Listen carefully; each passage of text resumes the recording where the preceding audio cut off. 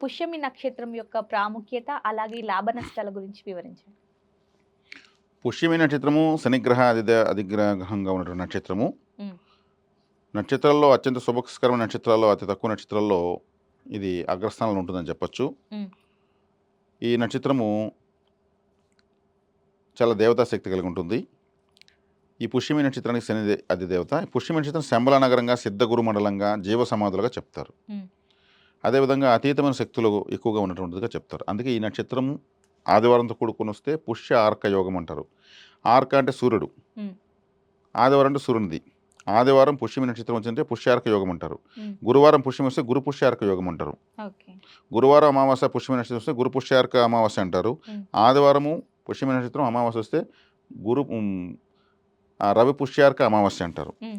వనమూలికలు తీయడానికి, అదేవిధంగా ఎక్కువగా ఈ మంత్రతంత్ర విద్యలు మళ్ళీ అప్డేట్ చేసుకోవడానికి, ఎన్నో శుభ అశుభ ప్రయోగాలు చేయడానికి వీటినంతా వాడేస్తారు. ఓకే. ఈ దినాలు చాలా బలమైనవిగా హ్మ్. చూస్తారు. అంటే ఆ నక్షత్రం యొక్క శక్తి అలా ఉంటుంది. కాబట్టి ఈ పుష్యమి నక్షత్రంలో వివాహం చేరు మిగిలినవన్నీ చేసుకోవచ్చు. హ్మ్. ఈ నక్షత్రం యొక్క శక్తి అలా ఉంటుంది. కానీ గురువుల శక్తి అపారంగా ఉంటుంది.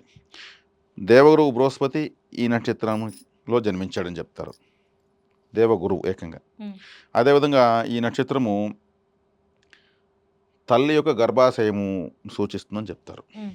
అంటే ఎవరైనా పుట్టాల్సింది, తయారు కావాల్సింది, ప్రపంచ వీరుడైనా సరే తల్లి గర్భంలోనే పెరగాలి కదా. అవును. కాబట్టి ఒక మహావీరుడు ఎవరైనా సరే ఆ శక్తియుక్తులన్నీ కూడా ఈ నక్షత్రమే అయినటువంటి గర్భసంచిలోనే తయారవుతారు. ఇది కర్కాటక రాశిలో ఉంది. కర్కాటక రాశి 4వ రాశి. 4వ స్థానం అంటే కాలపుటి మాతృస్థానము. హ్మ్. చంద్రుడే దానికి అధిపతి, మాతృకారకుడు. అక్కడ గురువు శని, ఓకే. సంతానకారకుడు గురువు, ఆయుష్కారకుడు శని ఈ నక్షత్రానికి అధిదేవతలు. హ్మ్. చంద్రుడు ఈ నక్షత్రానికి ఈ రాశికి అధిపతి, ఈ స్థానానికి. ఈ చాలా గ్రహ కలయిక, చాలా కారణాలు ఇక్కడ కలుస్తూ ఉంటాయి. హ్మ్. ఎక్కువ ఎనర్జీ ఉంటుంది. సముద్రం కన్నా లోతైనది ఏది అని ధర్మరాజుని యక్షుడు ప్రశ్నిస్తే తల్లి గర్భము అని చెప్పాడు. హ్మ్. సముద్రం కన్నా లోతైందంట తల్లి గర్భము. ఆకాశం కన్నా విశాలమైంది ఏదంటే తండ్రి హృదయం అని చెప్పాడు. ఓకే. కాబట్టి అంత శక్తి మాతృగర్భము అని చెప్పొచ్చు. కాబట్టి ఈ ప్రపంచాన్ని ఉద్ధరించే వాళ్ళంతా ఈ పుష్యమి నక్షత్రం యొక్క ప్రభావం ఉన్నటువంటి తల్లి గర్భంలోనే తయారయ్యారు. హ్మ్. ఇట్లా పుష్యమి నక్షత్రం గురించి చెప్తా ఉంటే చాలా ఉంటుంది. మనం ఈ నక్షత్ర సిరీస్లో తర్వాత ఈ ప్రతి నక్షత్రం తర్వాత నక్షత్రాలు, అనుకూల ప్రతికూల నక్షత్రాల గురించి చెప్తున్నాము. అందులో భాగంగా మనకు 2వ నక్షత్రము సంపత్తారనేటువంటి ఆశ్లేష, జ్యేష్ఠ, రేవతి. ఓకే. ఈ 3 నక్షత్రాలు సంపత్తారలు. హ్మ్. ఇది శనేశ్వర నక్షత్రము, ఇది బుధుడు నక్షత్రాలు. బుధుడు శని మిత్రులు. హ్మ్. శని బుధులు కలిశారంటే వాళ్ళకు వచ్చేటువంటి అద్వితీయమైనటువంటి వాక్చాతుర్యం ఎవరికి రాదు. హ్మ్. వాళ్ళు రిప్రజెంటేటివ్లుగా, ప్రవచనకర్తలుగా, స్పీకర్స్గా, కౌన్సిలర్స్గా, టీచర్స్గా అద్భుతంగా రాణిస్తారు. ఓకే. ఇప్పుడు శని బుధ యోగము వాళ్ళిద్దరు కలవడం వలన జ్యోతిషులు కూడా అపారంగా రాణిస్తారు. హ్మ్. నా జాతకం నాకు శని బుధులు కలిశారు. హ్మ్. శని బుధులు కలిశారు. అది కూడా 3వ ఇంట్లో కలిశారు. 3వ ఇల్లు అంటే సమాచార సేకరణ, కమ్యూనికేషన్స్. హ్మ్. శని బుధులు, శని వాక్కారు, కలియుగంలో శని వాక్కారకుడు. బాగా మాట్లాడాలంటే శని బాగుండాల. మగవాడైతే శని బాగాలేనట్టే. తప్పుడు సాక్ష్యాలు గతంలో చెప్తే ఈ జన్మలో మగవాడుగా నత్తివాడుగా పుడతారు. ఓకే. శనేశ్వరుడు ధర్మదేవత. హ్మ్. అందుకే కోర్టులో ధర్మదేవత నల్లగుడ్డ కడతారు మొహానికి. హ్మ్. ఇలా కారకత్వాలు చాలా ఉంటాయి ఆసక్తికరంగా. కాబట్టి బుధగ్రహం యొక్క నక్షత్రము ఆశ్లేష, జ్యేష్ఠ, రేవతి. ఈ నక్షత్రానికి సంపత్తారలు సంపదనిస్తాయి. ఓకే. కాబట్టి బుధుడు అంటే ఆడిటరు, హ్మ్. Accountant, document. హ్మ్. కాబట్టి ఈ సంబంధమైనటువంటి రంగాల్లో వీళ్ళు ఉండడం మంచిది. ప్రింటింగ్ అనేది జరగకపోతే ఏ డాక్యుమెంట్ ప్రపంచంలో లేదు. ఓకే. ఏ పేపర్ అయినా ప్రింట్ అవ్వాల్సిందే. అది బుధుడు. హ్మ్. కాబట్టి ప్రింటింగ్ ప్రెస్లు, బుక్ స్టాల్సు, పత్రికా రంగము, హ్మ్. అదేవిధంగా ప్రచారం. పత్రిక అంటే ప్రచారమే కదా. అవునండి. సమాచార రంగము, హ్మ్. యాంకరింగు, టీచింగు, హ్మ్. కోచింగు, ట్రైనింగు, ఇవంతా బుధుడే. ఈ రంగాల్లో వీళ్ళు జీవితాన్ని సెలెక్ట్ చేసుకోవచ్చు. అదేవిధంగా జ్యేష్ఠ నక్షత్రం అంటే జ్యేష్ఠాదేవి యొక్క నక్షత్రము. ఇంద్రుడు జ్యేష్ఠ నక్షత్రంలో పుట్టాడు. హ్మ్. జ్యేష్ఠ నక్షత్రం అంటే తామర పువ్వు, బురదలో వచ్చినటువంటి తామర పువ్వు. ఓకే. కాబట్టి తామర పుష్పం పైన ఉన్నటువంటి దేవతలను ఆరాధించవచ్చు. హ్మ్. బ్రహ్మ, సరస్వతి, లక్ష్మీదేవి వీళ్ళంతా తామర పుష్పం పైన ఉంటారు. హ్మ్. కాబట్టి ఈ ఆరాధనలు బాగా చేసుకోవచ్చు. ఓకే. జ్యేష్ఠాదేవి అంటే లక్ష్మీదేవే, ఎవరో హ్మ్. కాదు. హ్మ్. లక్ష్మీదేవి ఒక నేడే జ్యేష్ఠాదేవి, హ్మ్. అంతే ఇంకేం లేదు. మహావిష్ణువుకి పూలమాల వేసేదని లక్ష్మీదేవి వెళ్తుంటే ముందుగా ఆమె యొక్క నీడ పోయి మహావిష్ణువు తాకింది. ఓకే. అందుకు ఆమె నీడను అక్కగా ఈమెను చెల్లెగా చెప్పారు. ఇలా చరిత్రలు ఎన్నో ఉన్నాయి. అందరూ గొప్ప దేవతలే. హ్మ్. జ్యేష్ఠాదేవి ఆరాధన చేసుకోవచ్చు. జ్యేష్ఠ దేవాలయము కంచి దగ్గర పెరునగర్ అనే ఊరిలో బ్రహ్మపురీశ్వర ఆలయంలో ఉంది. హ్మ్. గ్రీన్ కలర్ స్టోన్తో అమ్మవారి విగ్రహం ఉంది. జ్యేష్ఠాదేవిని పోయి ఆరాధించుకోవచ్చు హ్మ్. వీళ్ళకు. అదేవిధంగా రేవతి నక్షత్రము. రేవతి నక్షత్రం అంటే సముద్రము. ఓకే. సముద్రం వెళ్తున్న షిప్పు, ఆ విధంగా బీచ్, ఒక సముద్రం, ఒక షిప్ ఉన్న ఫోటో హాల్లో పెట్టుకోవచ్చు. ఓకే. సంపత్కరము. హ్మ్. వీళ్ళు అదే నక్షత్రం రోజు, రేవతి నక్షత్రం రోజు బీచ్లకు వెళ్ళి రావచ్చు. హ్మ్. ఒక షిప్ బొమ్మ కూడా తెచ్చి షోకేస్లో పెట్టుకోవచ్చు. హ్మ్. అక్వేరియం పెట్టుకోవచ్చు. చేపలు తిరుగుతుంటాయి కాబట్టి చేపలు తినకూడదు. హ్మ్. ఇది వీళ్ళకు. గ్రీన్ కలర్ బాగా కలిసి వస్తుంది, లైట్ గ్రీన్. ఓకే. మరి గ్రీన్ కలర్ కూరగాయలు అంటే ఎక్కువ గ్రీన్ కలర్లో ఉంటాయి ఎక్కువగా. అవునండి. పచ్చిమిరకాయలు, క్యాప్సికము, హ్మ్. బెండకాయలు, కూరాకులు హ్మ్. అన్నీ గ్రీన్ కలర్లో ఉంటాయి. మునక్కాయలు అన్నీ కూడా గ్రీన్ కలర్లో ఉంటాయి. తీసుకోవచ్చు. హ్మ్. గ్రీన్ కలర్లో ఉన్నటువంటి అరటి పండ్లు, అట్లా చెప్పాలంటే గ్రీనరీ అనేది ఇష్టపడిన వాళ్ళు ఎవరు ఉంటారు. అవునండి. కాబట్టి ఇది వీళ్ళకి చాలా సంపత్కరము. ఓకే. తర్వాత వీళ్ళకి 3వ నక్షత్రము. ఈ నక్షత్రంలో ఉన్న అమ్మాయిని వివాహం చేసుకోవచ్చు.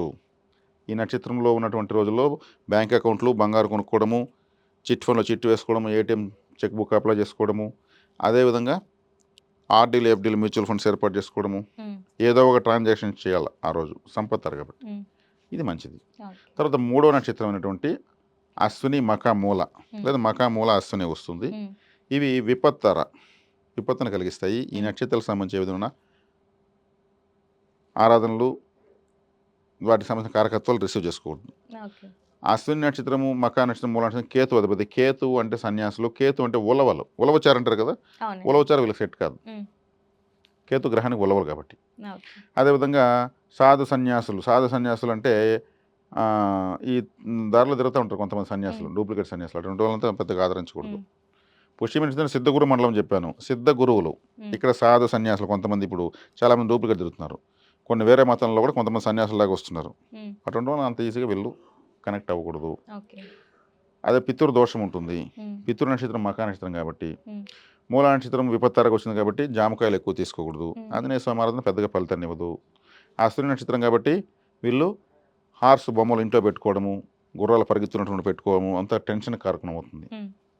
ఇలా వీళ్ళు ఈ నక్షత్రం ఉన్న వాళ్ళతో ఫ్రెండ్షిప్ కానీ, బంధుత్వం కానీ, వివాహం చేసుకోకూడదు. ఈ నక్షత్రం ఉన్నప్పుడు ఏది ప్రారంభించుకోకూడదు. చిత్రవర్ణాలు అంటే మల్టీ కలర్స్ ఉన్న డ్రెస్సులు కూడా వేయకూడదు. ఓకే. ఆరెంజ్ కలరు ఇట్లాంటి వేయకూడదు. అదేవిధంగా వీళ్ళకు 4వ నక్షత్రమైనటువంటి పుబ్బ, పూర్వాషాఢ, భరణి, క్షేమతార. శుక్రవారం కలిసి వస్తుంది. బేబీ రోసు, పర్ఫ్యూమ్సు, స్వీట్ స్టాల్సు, అదేవిధంగా ఐస్ క్రీమ్ స్టాల్సు. హ్మ్. మంచి ఐస్ క్రీమ్స్ అని కూడా మీకు కొంచెం లగ్జరీ ఫుడ్. హ్మ్. లగ్జరీ ఫుడ్ స్టార్ట్ అయ్యేది ఐస్ క్రీమ్తో స్టార్ట్ అవుతుంది. ఓకే. ఇటువంటి చేసుకోవచ్చు. గుడ్డల వ్యాపారము, 1 గ్రామ్ గోల్డ్, లేదంటే బంగారు, వెండి రకాల అంటే ఆభరణాలకు, అలంకారాలకు సంబంధించిన అన్ని రకాల వ్యాపారాలు. హ్మ్. అలంకారానికి సంబంధించి ఏమేమి ఉంటుంది అంతా శుక్రుడే కాబట్టి ఇవన్నీ చేసుకోవచ్చు. హ్మ్. ఈ ఫ్లవర్ స్టాల్స్, ఫ్లవర్స్ అంతా అలంకారానికి చేస్తారు. అవునండి. మేకప్ సెంటర్స్ హ్మ్. అంటే బ్యూటీ పార్లర్స్, హ్మ్.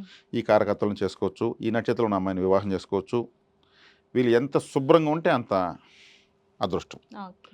ఎందుకంటే అలంకారం అంటే శుభ్రంగా ఉంటేనే అలంకారం బాగుంటుంది. హ్మ్. కాబట్టి వీళ్ళు శుభ్రతకి ఎక్కువ ప్రాధాన్యత ఇవ్వాలి. ఈ రోజు వేసిన బట్టలు రేపు వేయకూడదు. ఓకే. అలా మెయింటైన్ చేయగలిగితే లగ్జరీ పెరుగుతుంది. హ్మ్. తర్వాత వీళ్ళకు 5వ తారైనటువంటి ఉత్తరాషాఢ, కృత్తిక ఇవి ప్రత్యేక తారలు. హ్మ్. ఈ నక్షత్రాలు పనికిరావు. హ్మ్. ఈ నక్షత్రాలు అంటే పితృదోషం ఉంటుంది, హ్మ్. తండ్రికి సంబంధించిన కాబట్టి. ఆదివారం కలిసి రాదు. గోధుమలతో ఉన్న ఫుడ్ తీసుకోకూడదు. సూర్య నమస్కారాలు చేయకూడదు. ఈ రవి ప్రకాష్ సూర్యుని రిలేటెడ్ పేర్లు ఉన్న వాళ్ళతో పెద్దగా కలవకూడదు. హ్మ్. రవి హోరా కలిసి రాదు. హ్మ్. వాచ్ కలిసి రాదు. డిజిటల్ వాచ్ పెట్టుకోవచ్చు. ఓకే. ఈ నక్షత్రంలో ఉన్న అమ్మాయిని వివాహం చేసుకోకూడదు. వివాహానికి ఎందుకు నొక్కి ఒక్కరిసంటే మిగిలిన వాళ్ళే ఉంటే దూరంగానే ఉంటారు. భార్య ఎప్పుడు కూడానే ఉంటుంది. ఈ నక్షత్రం వేరే వాళ్ళు ఉంటే వాళ్ళకి మనం దూరంగా వెళ్ళొచ్చు. భార్యకు దూరం కాలేం కదా. అవునండి. కాబట్టి ఉన్నప్పుడు సమస్యలు ఎక్కువ అవుతాయి.